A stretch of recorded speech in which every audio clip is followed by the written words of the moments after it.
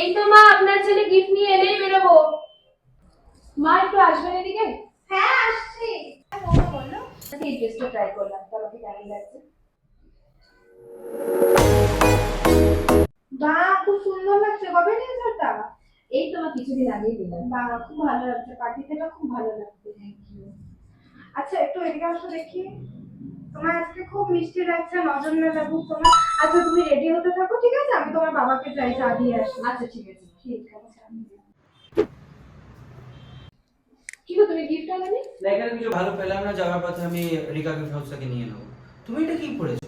এটা খারাপ কি? তুমি এই ড্রেসটা পরে যাবে না। আমি চাই না ওখানে সব লোকরা তোমাকে এই শর্ট ড্রেসে দেখবে। তাহলে এখন তো এগুলো সবাই পরে। আর রিয়া, আমি এত তর্ক চাই না।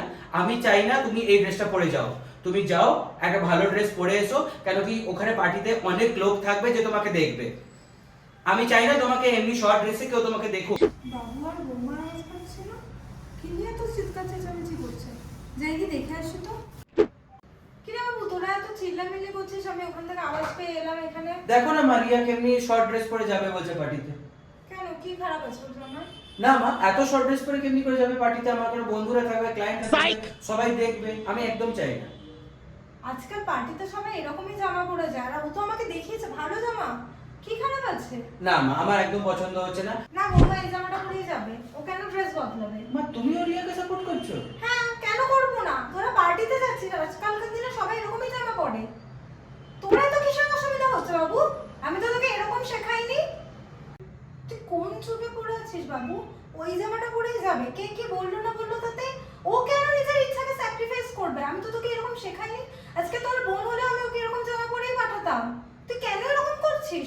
আমি কিচ্ছু জানি না বাবু, তুই তোর চিন্তা ভাবনা বদলা। তোমার কোনো জামা কাপড় বদলানোর দরকার নেই, যা পরে আছো এটা পরেই যাবে। তোমার সাথে যদি বাবু তোমাকে এইভাবে নিয়ে যেতে পারে তো যাবে তোমার সাথে, আর যদি না পারে তুমি একা চলে যাও, আমি ড্রাইভারকে বলে দিচ্ছি, সে তোমাকে পৌঁছে দিয়ে আসবে। দেখুন না মা, ও তখন থেকে আমার সাথে এরকম করছে। আমি বলছি এই ড্রেসটা খারাপ কোথায় আছে? না কোনো খারাপ নেই তোমার পোশাকে। কিন্তু আমার কোনো কথাইও শুনছে না, সমানে বলে যাচ্ছে এই ড্রেস পরে নাকি ওর সাথে আমার বাইরে বেরোনো যাবে না। আপনিই বলুন মা, এখনকার দিনে তো এগুলো খুবই কমন ড্রেস, এগুলো পরে তো সবাই বাইরে যাচ্ছে। তোমাকে যদি কেউ খারাপ নজরে দেখে সেটা তাদের নজরের দোষ, তাদের চিন্তা ভাবনা খারাপ। যেমন আমার ছেলেটার চিন্তা ভাবনা খারাপ হয়েছে যে এরকম করছে বউয়ের সাথে। ধন্যবাদ মা, আপনি আমার পাশে এইভাবে আছেন, আমাকে এতটা বুঝতে পারছেন এবং আমাকে এতটা সাপোর্ট করার জন্য আপনাকে অনেক ধন্যবাদ মা। আমাকে এইভাবে সাপোর্ট করলেন, আপনার মতো মা যেন ঘরে ঘরে হয়। অনেক ধন্যবাদ আপনাকে মা, অনেক ধন্যবাদ। হাই গাইস, আমি রিয়া। হাই গাইস, আমি কাজল। আশা করছি আপনাদের এই ভিডিওটা সকলের খুব ভালো লেগেছে।